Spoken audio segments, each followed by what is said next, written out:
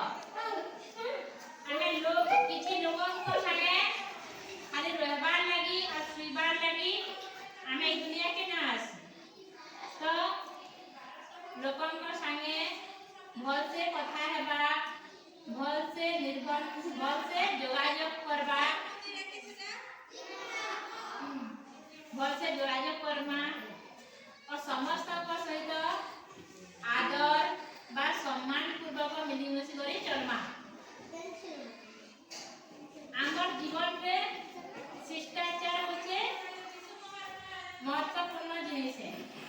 से केवे भी उन्नति करि ना पाए जैसा कि मैं तुमको स्कूल रे चुप पड़ा बोली करी कहू छे आ तमे चुप ने पड़ा सेरा होचे बैड हैबिट बा जहां तोर पाखा में शिष्टाचार ने जब भी शिष्टाचार होता गोटे दीदी टे जाना कहले तमे मानी पारबो मानु छ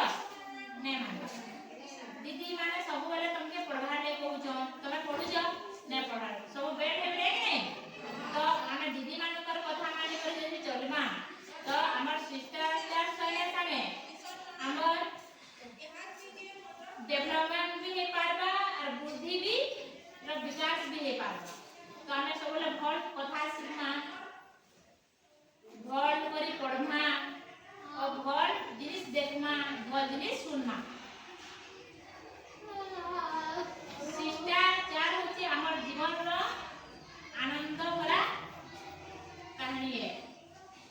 प्रेम प्रेम से रहना भावनात्मक वाला भाव करना के रे किछि कहला से काना कहूचे हमें ताके चिंता करमा जब हमें कहा के भल शिष्टाचार देबा तो हमके भी अन्य जोड़े भल शिष्टाचार देबा हमें जब छोटो बेले तो शिष्टाचार सीखिबा बोले हम बचपन से ही अपना माता पिता बोले हम बापा माँ को भल करी कथा मानमा भल करी सम्मान देमा तो हमके भी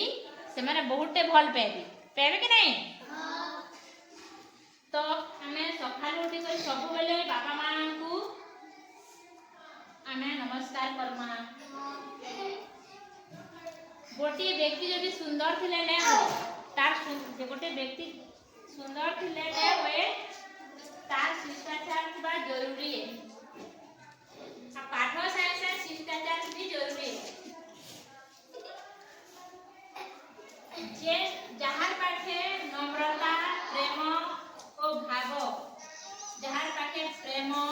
नम्रता भाव बा सरलता अछि से ही दुनिया रे डेवलप करबा तो सब बोले सरल रहबानी चाहे हम नम्रता ये किछि कहू छे बोले ताके धीर स्थिर रे सुनबार के चाहे और भाव भाव बोले के भी किछि कहबा भावनात्मक